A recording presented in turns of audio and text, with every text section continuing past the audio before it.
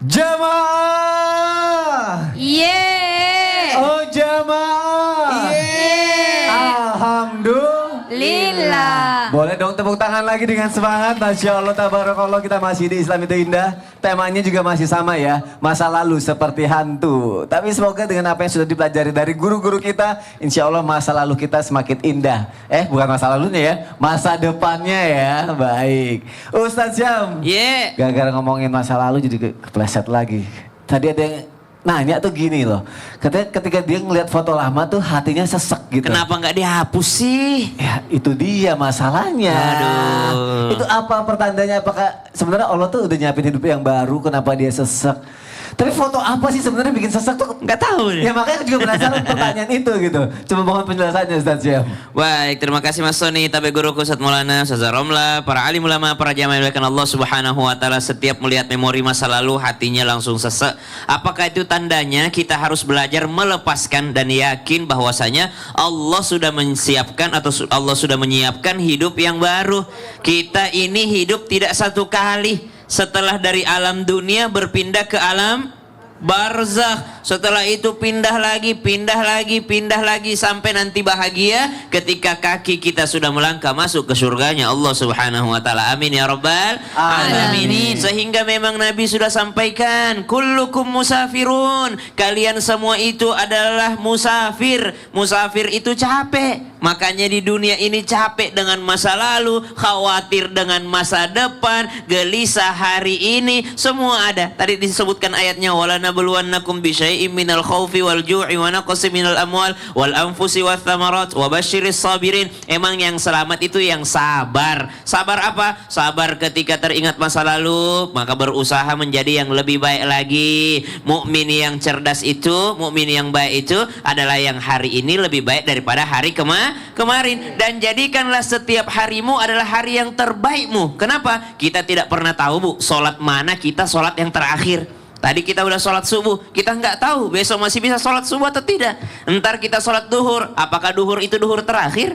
Kita sholat asar, kita nggak pernah tahu sujud mana sujud terakhirmu. Maka setiap sujudmu jadikan dia adalah sujud terbaikmu. Fokus aja deh buat masa depan kalau gitu ya. Subhanallah. Ya kalau Allah. sesek langsung taubat, astagfirullahaladzim. Kok bisa ya saya dulu begitu, mudah-mudahan saya tidak berulang lagi. Tadi bener kata Ustaz Syam, hapus aja. Hapus aja, ngapain disimpan jadi masalah. Betul, terima kasih Ustaz Syam. Tepuk tangan lagi untuk guru-guru kita, Masya Allah, tabarakallah. Satu kesempatan lagi nih buat curhat nih. Ayo, yang di rumah siap-siap ya. Siapa tahu relate lagi. Yuk kita masuk lagi ke segmen Curhat dong Ustaz. Iya, kami curhat. Yang mau curhat boleh angkat tangan. Siapa ya? Ibu aja deh. Ibu silakan ikut saya sini. Saya ambilin mic-nya dulu. Oke. Coba Ustazah Romla izin. Ustaz Maulana izin, ibunya mau curhat. Ibu sini ibu, Ya, ayo. Ibu mau curhat apa, kasih Ibu? salam, nama ibu siapa, silakan. Assalamualaikum warahmatullahi wabarakatuh. Waalaikumsalam warahmatullahi wabarakatuh. Nama saya Pia Herawati, jamaah dari Masjid Al-Muhajirin, Kecamatan Pangalengan, Kabupaten Bandung. Tepuk tangannya dong, Ibu Via sudah semangat dan mau curhat di sini. Curhat dong. Iya. Begini Ustadzah. Iya. Ada Ustaz Maulana juga nih. Oh iya. Pak. Permasalahan keluarga ya. Mas Soni, saya teh suka ngajak ibu-ibu pengajian. Ya ada yang mingguan, bulanan gitu ya, ya tingkat desa. Tapi ketika keluarga saya diajak gitu ya, misalkan ada rajaban atau muludan, dia tuh beralasan sibuk belajar kuliah gitu atau capek habis kerja gitu. Gimana solusinya? Atau ada kiat-kiat dari Bapak Ustadz atau dari Ibu Ustadz? Terima kasih. Gimana?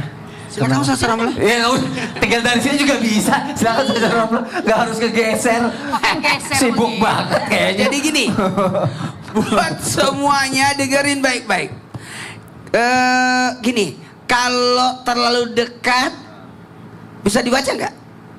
Enggak. Kalau kita baca buku, Ya. tapi terlalu dekat bisa kelihatan nggak? Enggak. Berarti harus agak Jauh. Ya. Ibu jangan ibu yang nasihatin keluarga ibu, suruh orang lain yang nasihatin untuk ajak. Jangan ibu. Contoh, anak mau dinasihatin, jangan ibu. Yang nasihatin gurunya anak ibu. Telepon, itu anak saya nggak mau makan sayur. Ya, nanti gurunya yang nasihatin. Cara itu yang pertama kita lakukan. Yang kedua, kalau kita mau mengajak keluarga kita untuk berdakwah, sementara dia tidak mau ikut mendengarkan dakwah, gampang. Jadikan dia panitia. Disuruh jadi panitia. Panitia acara. Iya, Kita jadi tuh kan dia bikin ikut. pengajian. Kita mau bikin pengajian. Dia paling malas datang pengajian. Kasih dia tugas sebagai anggota pengajian. Panitia, apakah gitu. seksi ini kah seksi terserah. Oke. Kamu seksi seksi konsumsi. Oh. Mau tidak mau pasti datang. Jadi suruh terlibat ya. Oke. Gimana kalau dianya pendiam, jadi nggak pernah keluar rumah gitu. Nggak mau pernah keluar rumah. Iya. Kalau Yang biasa begitu, pendiam nih. silakan Ustaz Saya Ramli. yang Yang biasa pendiam nih. Ayo. Masya Allah. Iya. Yang namanya kita mengajak kebaikan itu memang salah satu kewajiban kita. Tetapi masalah hidayah itu adalah memang hak prerogatif Allah. Tetapi sebagai manusia kita terus berikhtiar mengajak kepada kebaikan. Memang di dalam satu keluarga tidak semua apa yang kita harapkan itu kan terjadi. Tidak ada yang ideal di dunia ini. Nanti ketika ideal di akhirat.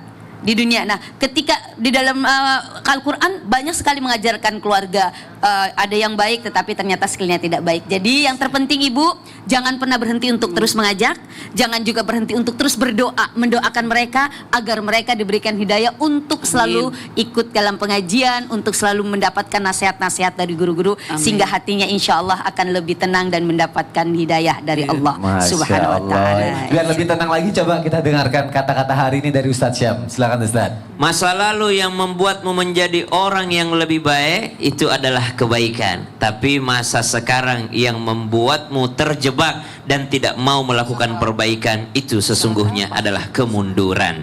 Jadi fokuslah kepada masa depan, jangan sampai menyesal ketika sudah berjumpa dengan Allah Subhanahu wa taala. Semangat. Semangat semuanya, Masya Allah. Terima kasih sudah menyaksikan Islam itu Indah. Insya Allah besok kita ketemu lagi ya. Wassalamualaikum warahmatullahi wabarakatuh. Waalaikumsalam warahmatullahi wabarakatuh. Ilahi